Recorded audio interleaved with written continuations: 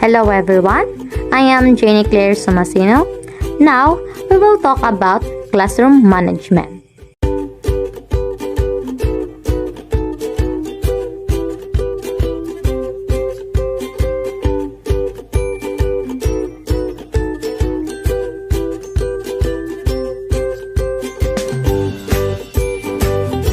So, what is classroom management? Classroom management refers to the wide variety of skills and techniques that teachers use to keep students organized, orderly, focused, attentive, on task, and academically productive during a class. Effective classroom management is planned, not improvisational, preventative rather than simply reactive, controlled and organized rather than chaotic, an opportunity for all students and teachers to experience success. There is also dimensions of the classroom management. First is the teacher. Under the teacher is planning. Teacher is the one who plan and give lesson to the learners. Next is the classroom control. Teacher has the right to control her classroom. He or she is the facilitator of her own classroom. Next is the use of time. Teacher uses time in giving lessons to prepare his or her students in the future. The last is delegation of the responsibility. Teacher shoulder the responsibility of all his or her learners inside of the classroom. The second dimension of the classroom management is the classroom. Under the classroom are physical condition, materials, attitudes, and routines. And the third dimension is the students.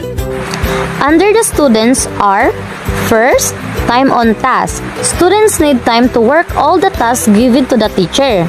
Second is the behavior.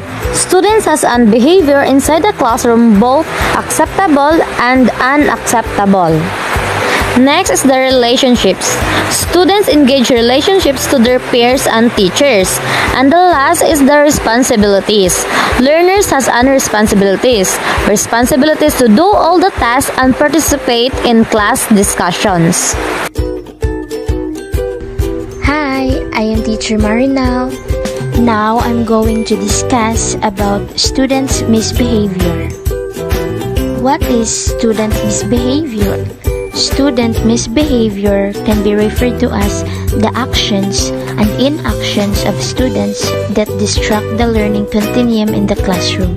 Most often, these behaviors are negative attitudes such as students' failure to participate in activities, disrespect, excessive sociability, partial or negated participation. One of the misbehavior of the learners is the cheating or cheat. Cheating occurs when a student attempts to get academic credit in a way that is dishonest, disrespectful, irresponsible, untrustworthy, or unfair.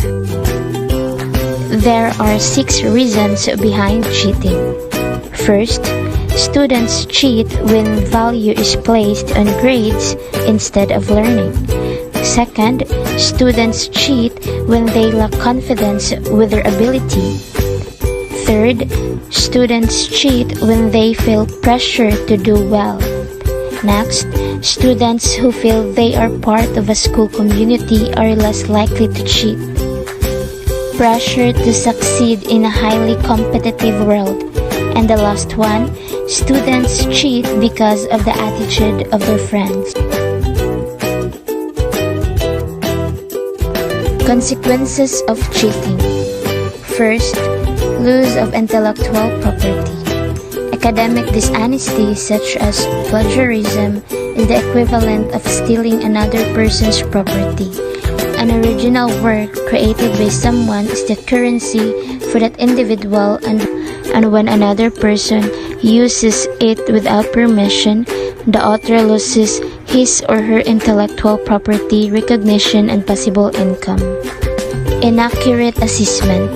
When students cheat or plagiarize in academic activities, instructors cannot accurately assess students' performance or evaluate students' mastery of the knowledge, skills, and application necessary in their field. Legal consequences. If students cheat, plagiarize, falsify, or fabricate data in such projects, sponsors can take formal actions against the university. These actions could include fines, loss of future projects to university, or lawsuits. Such actions have serious consequences, as they not only ruin the reputation of the university, but also result in lost opportunities for other students in the future. Tips on how to prevent cheating. Tip 1. When you give a test, arrange students' desks in neat rows and sit in the back of the room. When students can't see you well, they are usually more nervous about trying to cheat. Tip number 2. Cheating is easier when you give a short answer test. For example, test with true or false, fill in the blanks, or multiple choice questions. Try instead to give tests that requires short essay responses. Tip number 3. Don't take away the paper of a suspected cheater or reprimand him or her in the middle of taking a test. Such an action will cause a disturbance during the test, and the disruption will give other students an opportunity to cheat. Instead, inform students before the test that if I suspect anyone is cheating, I won't say anything during the test. If you get your paper back with points off, you'll know why. Tip number 4. Tell students at the start of the test. During the test, cover up your answers. You might even let students know that any student who helps another cheat also will face repercussions. Since you directed the action, they will be able to do this without risking their peer disapproval. Tip number 5. Don't wait for the day of the test to tell students how you will handle cheating. By then, it's too late to motivate students to study rather than to try to cheat. Instead, give warnings about cheating a day or two before the test. Tip number 6. Return test papers at the end of the class period, not at the start of a class period. Doing that is helpful in two ways. First, students will be more likely to listen to a review of the test answers before they get their papers back. Second, if you return papers at the beginning of the class, cheaters who lose points or get zeros might vent their anger and disrupt your planned lesson. If they get back their papers at the end of the period, they can talk to you after class. Learning takes place not just in the classroom, but also in different spaces and areas in life. However, the majority of the things that one learns in life happen in those four walls.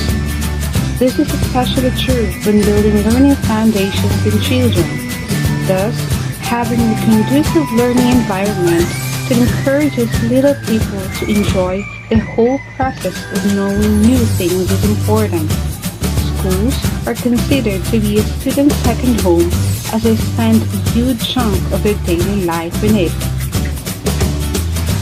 Hello everyone, this is Teacher Shara Kator. So for today's discussion, we will compare the difference between conducive and non-conducive learning environment. What is conducive learning environment? Conducive learning environment is an atmosphere that is caring and responsive. Management of a conducive learning environment derives from having knowledge about young people and how they learn. Young people are willing to spend time on a task when they perceive value and reward. What do your students see when they walk into your classroom? What does your classroom space communicate to students, and how will students use the environment while they're learning? In this podcast, we will explore your classroom's physical environment. When thinking about how the physical materials are going to be set up in your room, there are 4 basic categories you'll want to consider: student seating, teacher location, additional resources, and wall decorations.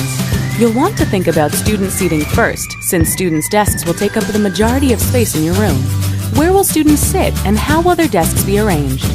There are many possibilities with your room arrangement, but each layout can subtly encourage different types of behaviors.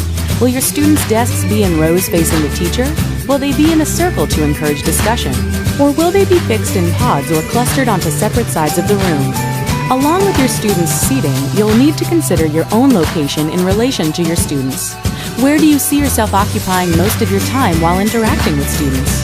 Where is the best place for your own desk and supplies? Consider how often you want students looking at you, if you'll be walking around the room, if you need easy access to a variety of supplies, or if you see yourself more effective from the back of the room. Next, consider what additional resources your classroom might require and how often you'll need to access them. For example, will you want any storage cabinets, computer stations, tables, toys, bookshelves, or games? Where will these be in relation to the students' desks? Also consider what type of atmosphere you can set with the inclusion of items like lamps, plants, or beanbag chairs. Much of what we've discussed so far has to do with the size of your classroom and the resources available to fill it with what you need. Our 4th category, wall decorations, are a crucial but often overlooked part of a classroom's physical space. Remember that when our students' eyes and minds wander around the room, they're going to absorb what they see displayed on your classroom's walls. Teachers should consider what decorations to include, if they'll hang student work, what inspirational posters or quotations they'd like, how they could reinforce learning by displaying important concepts, and other ways to maximize the visual impact of the learning environment. Not all classroom environments are created equally, and the way you utilize physical space communicates a lot to students about how they're expected to engage in the classroom. It's essential that teachers take time to make their classroom feel like the engaging, welcoming, productive place that will help students get the most out of each day. Finally, consider everything the word environment suggests. Beyond just the physical space, consider what environment you are establishing within your classroom. How do students feel when they walk in? What are the expectations for each student? How will students interact with you, with one another, and with the content they're learning? You can begin answering these questions by considering how you set up the physical layout of the room. Now, what is non-conducive learning environment? The non-conducive learning environment is not the only challenge faced by learners in remote areas, but also lack of learning materials and exposure required by the new curriculum. Teachers with lack of skills to carry out instruction in line with curriculum, long distance from home to school is also a barrier that inhibits learners to access education together with cultural practices.